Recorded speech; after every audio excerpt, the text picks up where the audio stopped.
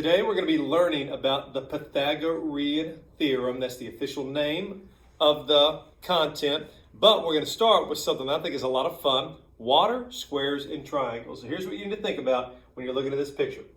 There are three squares that are set to the edge of this right triangle.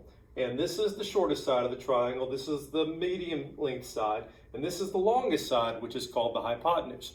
And what we're going to wonder is, if this square was filled with water, which it is, and if this square was filled with water, which it is, and then we started rotating our tool, and if there just happened to be little holes where water could flow in from these squares down to that square, the question we're going to wonder about and get answered is, will these two squares overflow this square? Will the two smaller ones overflow the big one? Or will they not quite fill it up? Or maybe will they fill it up just perfectly? Those are the three options. It's going to fill this up completely, or it's going to overflow it, or it's going to not quite fill it up at all. Let's watch.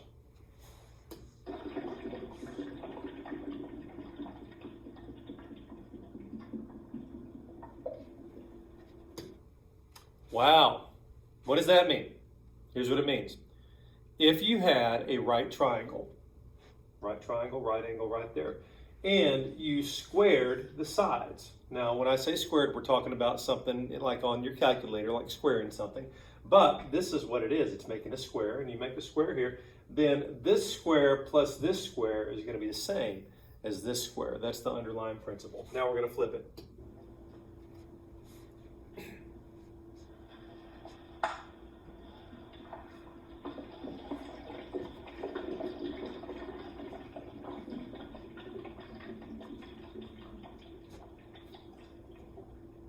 And back it goes again. Just a reiteration of what we saw from the first time watching it.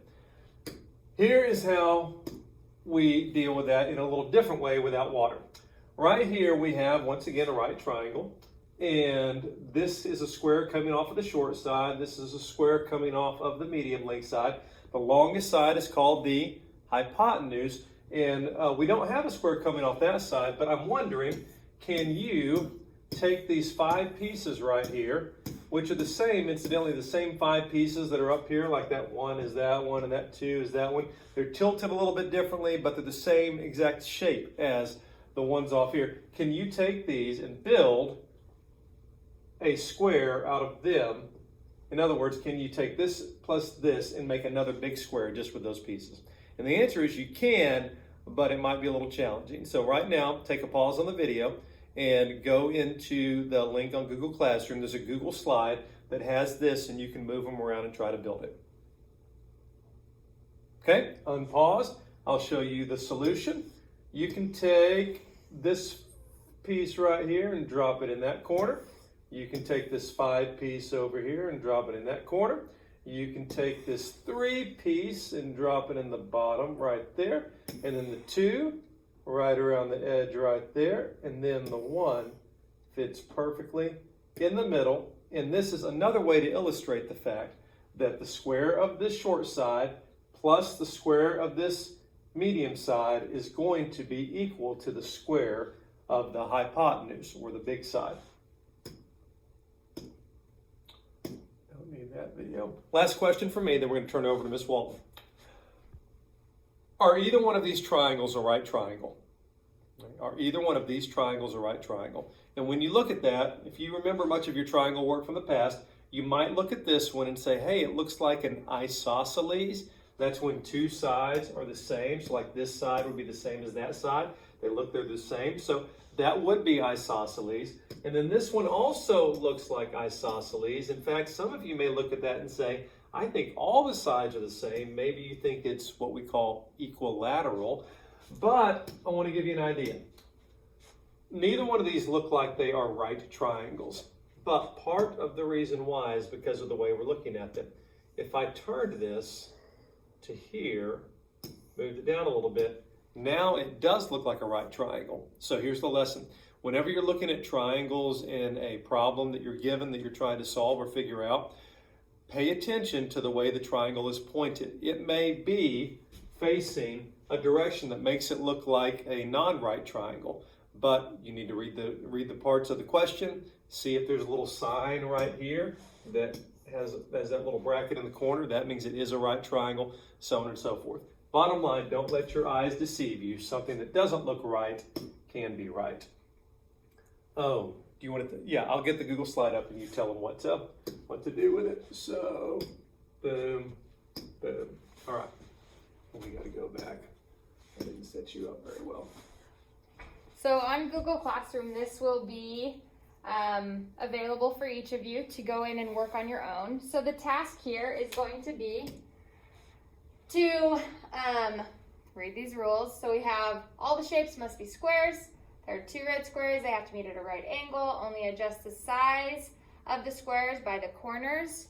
And once you think you've created a right triangle, you're going to move to the next one. So we have just kind of all of those rules are here in the corner again. We have 2 red squares and a blue square. And your goal is to create a right triangle in the middle. And I'm going to show you an example of what that's going to look like. So we have the corners of the red triangles meeting the corners of, the red squares and the blue square. We're meeting and we have a perfect right angle here. And so you're going to try and do that with 5 of them. Is that right? We have 5, so you're going to go ahead and take and try and rearrange these squares to create 5 different right triangles, changing the size of the... Wait, none of those are going to change. You can't change it because it's in presentation mode. What they need to remember is that when they change the sizes of them, that they have to adjust from the corners. Okay, so that's the biggest thing, by the corners. Okay. Yeah, and you're just trying to you change the size of the 2 reds, make them bigger, smaller, whatever, make one bigger than the other, make all whatever sizes you want, change the size of the blue, and then once you've tried different sizes, you should end up with a picture that looks like that, or a picture, I guess just a picture that looks like that with a white triangle in between all your squares. You're making triangles out of squares. Okay. Making triangles out of squares. So you got 5 blank templates to work with, and yeah. Anything else? Nope. Let's see. All right. So that's what Google Slides is for. And here's the fun. I like this. So here's an example of something you might have come up with on your Google Slides. We have a red triangle that's such and such big here, and another one here. Red square, red square. Then the blue one perfectly meets up with the corners, and we have inside it a right triangle. It's beautiful. Question is, do we know how big these things are? And you can't count from the video, but I did some counting for you, and I found out that this side is 12 long and this side is 9 long on that square. Now, by the way, these things are squares. They're squares. So if this side's 12, that side's 12. And if this side's 9, that side's 9. Like, we need to get used to that idea. And so what I've actually given you is not just the length of this square. I've also told you the length of that side of that triangle, because if this is 12, then that is also 12. Keep that in your head. Now, if I have the length of a side of a square, I can find the area of a square. Here's how. 12 times 12, which is really the same thing as 12 squared. See, it's a square, it works. Check it out. So if you did that, you would figure out that this square has 144 square units in it, 12 times 12. This one has 81 square units in it. We'll call them square inches for now. 9 times 9.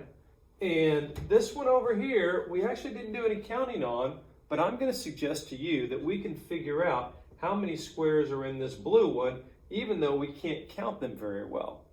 Now, when I say we can't count them very well, it's because they don't follow straight lines. Like, this is going through little pieces of squares, and that's going through little pieces of squares, and I can't count exactly how long the sides are, and it's kind of a thing. So if I was trying to figure out how many squares were in here, I'd have to do something besides just go 1, 2, 3, 4.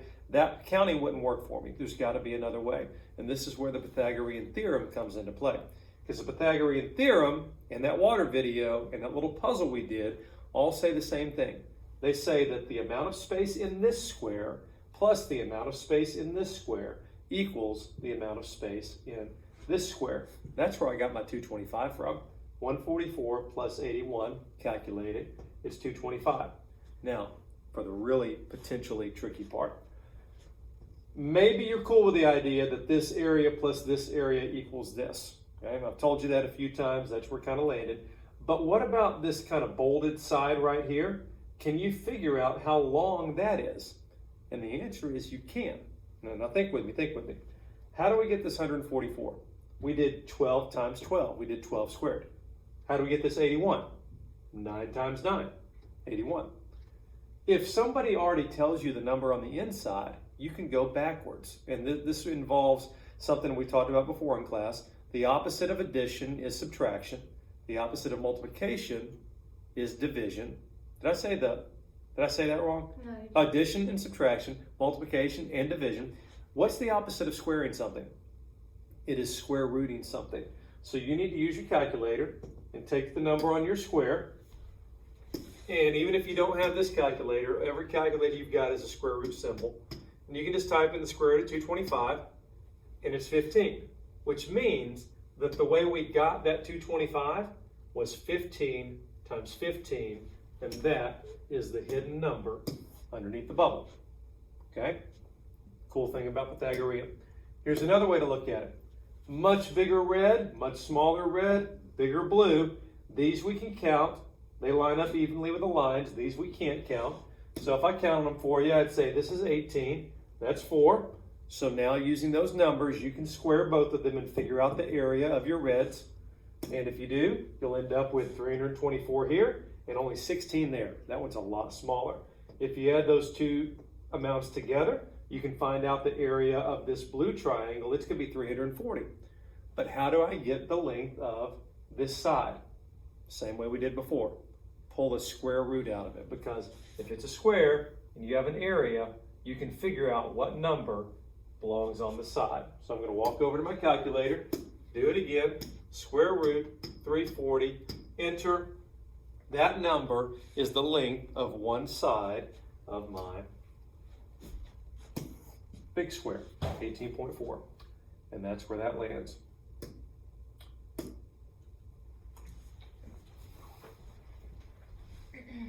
So this is where the technical side of Pythagorean comes in. And this is a formula that you don't have to memorize, but you probably will after just today. So a right triangle, the formula for the Pythagorean theorem is a squared plus b squared equals c squared. So at some point, the Pythagoras came up with this theorem, this equation that we now use to find the lengths of right triangles. So Mr. Campbell earlier said something about a hypotenuse, which is the longest side of a right triangle. I like to think hypotenuse kind of sounds like hippopotamus, and hippopotamuses are really large. So our longest length of our right triangle is called the hypotenuse. But we need to assign a side length to each of these letters. So, and I'm going to show you the letters that should go in certain places.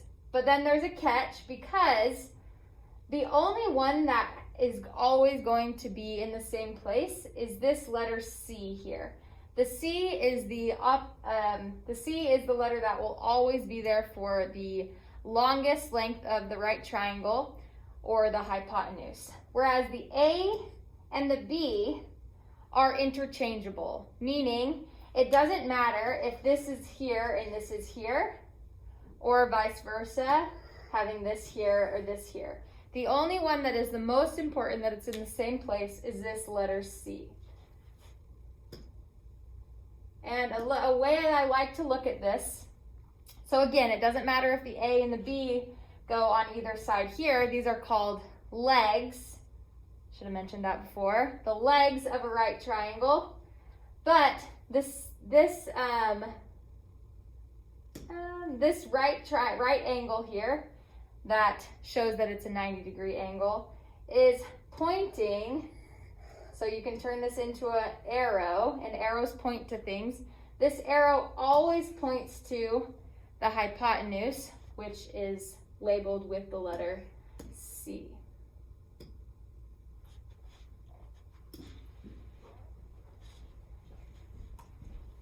So there's two fun ways to apply the Pythagorean. One is to just be asked the question, hey, here's a triangle, is it a right triangle? And here's what I mean by that. If it is a right triangle, then this is true. A squared plus b squared equals c squared. So if I just give you three random numbers, if I say, hey, the length of the a side is 3, the length of the b side is 4, and the length of the c side is 5, then we just go, okay, let's check it out. Does a squared, see, a, 3, plus b squared, 4, right there, equals c squared? Well, 3 squared is 9, 4 squared is 16, 5 squared is 25. Does 9 plus 16 equal 25? The answer is yes. Boom, right there. That's good news. You could also do it in a way that they wouldn't work out. I could say, hey, I've got this triangle. I found it in my backyard and I measured it. I just don't know if it's a right triangle. One side is 10 long. The other side is 12 long. Then the C side is 20 long. Is that a right triangle? Somebody help me. So you do your 10. All right, 10 squared plus your b squared. That's your 12 right there. And your c is 20. It's really big. So then you go, well, 10 squared is 100 plus 12 squared. That's 144. And then this over here, 20 squared is 400. So let me ask you, 100 plus 144, I guess that would be 244. Does 244 equal 400? Ain't no way. What does that mean? It means it's not a right triangle. That is one question that you'll be asked to be discerning about and solve in your Pythagorean days. Another way you'll be asked to solve is you'll be given a triangle and somebody will say, this is a right triangle for sure. It's even got the symbol on it right there. And if this side is 4 and this side is 5, how long is this side? And you can't just like count up and down. You've got to figure it out through math. Well, you've got a formula. Here's what it is. It's, a squared plus b squared. So 4, let me show you. Right here. If I give you the side lengths, if I say, hey, the a side was 4, the b side was 5, what is the c? We don't know. Well, let me plug it in. A, 4 squared, b, 5 squared, and then it equals something, but we don't know. Okay, that's what we're trying to figure out. It's something squared. Well, 4 squared is going to be 16, and then 5 squared is going to be 25, and those two items together are going to be 41, right there. So 41 equals, what's over here? Okay, now think about this with me for a second. A lot of people will say that the letter that belongs in this spot is the letter C. And they're right as long as they remember that C is squared. Okay, here's what I mean. You can't say, oh, a squared plus b squared equals 41, so C equals 41. It doesn't. It doesn't equal 41. 41 equals C squared. So how do you unsquare the C? That's the question. If you don't unsquare the C, all your math is going to be messed up. So here's the deal. Opposite of addition is subtraction. Opposite of multiplication is division. Opposite of squaring is, once again, square rooting. And so if you want to unsquare C, all right, right now it's C squared. You want to unsquare it, then you've got to square root C squared. And then it just becomes C. It's like unsquaring it. So take this number that you got, because you got this number, and this number for you said 41 equals C squared. So if you're going to unsquare that, you got to square root 41, square root C, and then you'll get something fun like this. Square root of 41 equals 6.4. So then I would write 6.4 equals C, because I have square rooted both of them. That's how it works. Sometimes you will get a visual triangle and they will say, this is 11, this is 4, what is this?